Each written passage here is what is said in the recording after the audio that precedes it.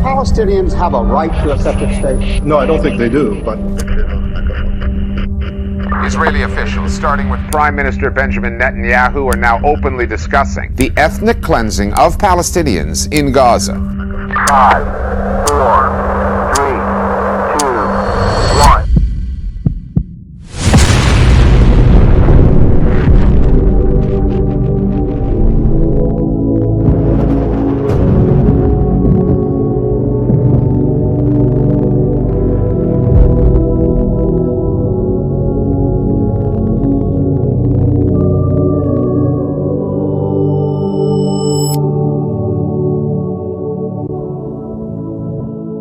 People that are occupying the land of Palestine today will endeavor to recreate the temple. We'll all see the building of the third temple in Jerusalem very soon. And we honor our President Trump for what he has done for Jerusalem and for the Jewish people.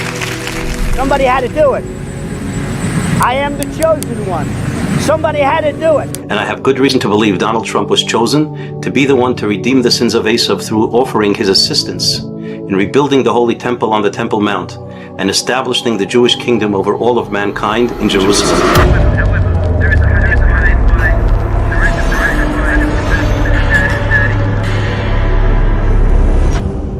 When it is recreated, they will try to move to their next ambitions, which is the greater Israel. When you look at a map of the Middle East, Israel is a tiny little spot compared to these giant land masses. It's really a tiny spot. I actually said, is there any way of getting where it's so tiny? There's a map out there which shows the true ambitions of some Israelis. Even soldiers are wearing it as a patch on their uniforms. They call it Greater Israel. And here it is on a map. And as well as the occupied territories, it takes in all of Lebanon and Jordan, most of Syria, plus a large chunk of Egypt, Iraq, Kuwait, and Saudi Arabia, even a tiny bit of Turkey. And the idea has been around for a long time. It was mentioned in the diary of Zionism's founder, Theodor Herzl. That was back in 1898. Prime Minister Benjamin Netanyahu used a speech at the United Nations General Assembly in New York to show a map which conspicuously ignored both the occupied West Bank and Gaza. The map incorporated them into Israel, part of a trope describing Israel's borders as stretching from the river to the sea. And we have a hadith with regards to this, that the building up of the Bayt al-Maqdis will culminate in the destruction of Medina. And the ruin of Medina will spell out the start of the wars of Armageddon. Of the things that the Israelites are trying to do is, their belief is, or at least some of them, that if they become worthy of the Messiah will come back. So part of the things that will make them worthy is if they rebuild the Temple of Solomon. The Israelites, so our Jewish cousins, are bent on rebuilding the Temple of Solomon. And we have a hadith with regards to this, that Umranu Bayt al-Maqdis kharabu Yathrib. That the building up of the Bayt al-Maqdis will culminate in the destruction of Medina. When you try to marry this hadith and the beliefs of the other faiths, and also see what is happening on the ground today, one of the possible scenarios becomes that the Zionists or the people that are occupying the land of Palestine today will endeavor to recreate the temple, and when it is recreated, they will try to move to their next ambitions, which is the greater Israel. And because notice that the Messiah to them is a global king, it is not a localized king. Like he will reign over the world. The construction within Jerusalem will prompt the destruction of Medina. So this is something like very new If you can walk us through this, what exactly is this referring to? The hadith is found in the authentic books of hadith.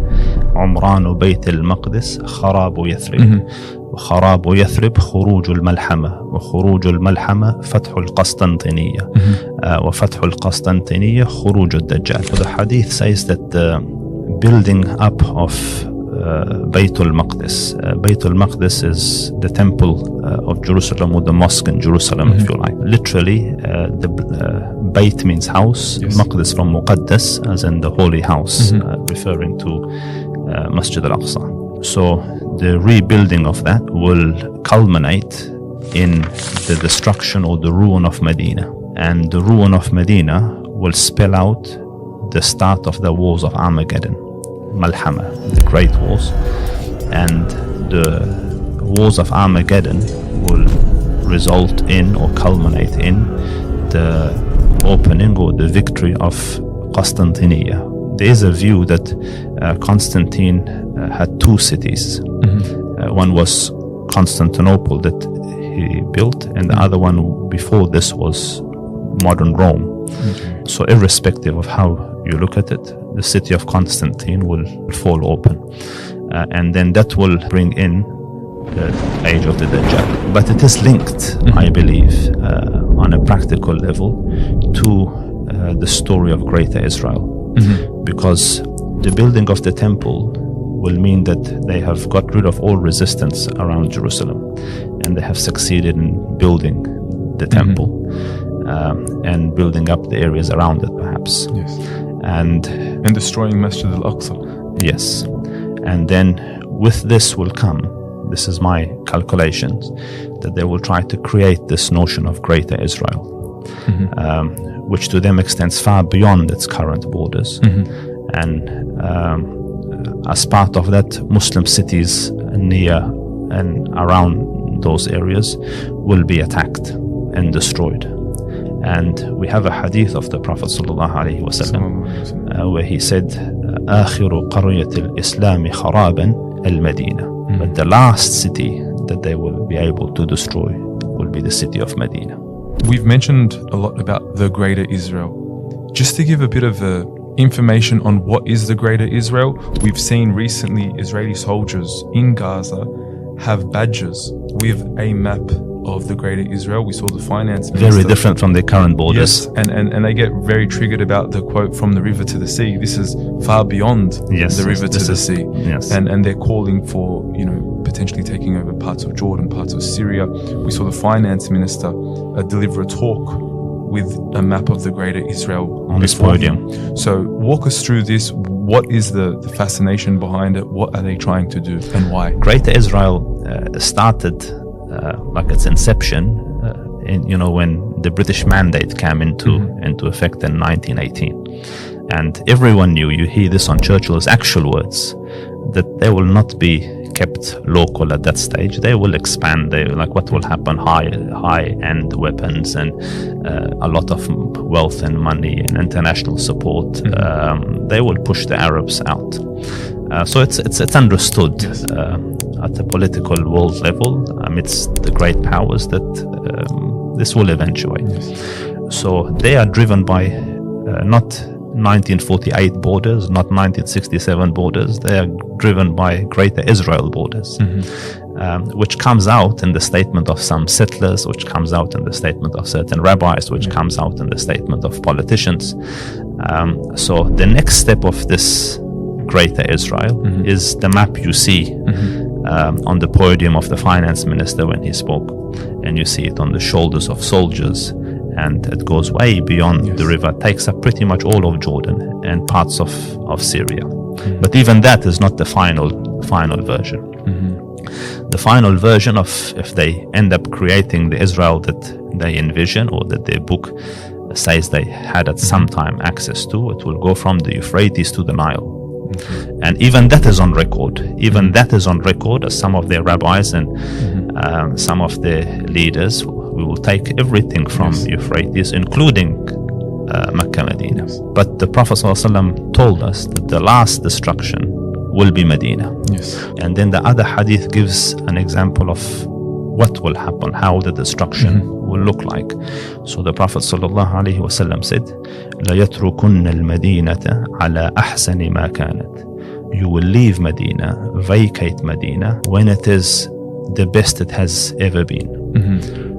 So I read it as the buildings will be intact, the hotels will be there, the orchards will be there. So you ask yourself the logical question that why have they left Medina? Because number one, the love of the Muslims for the city of Medina is self-evident. Yes. We travel thousands of miles to be there even for a few days.